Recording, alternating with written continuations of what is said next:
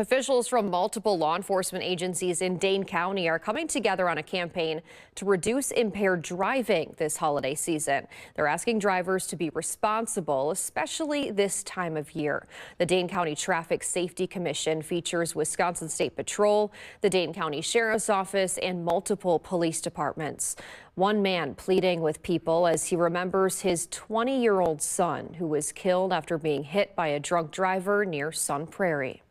The driver who killed my son was on his way to his fourth bar. He was traveling over 100 miles per hour.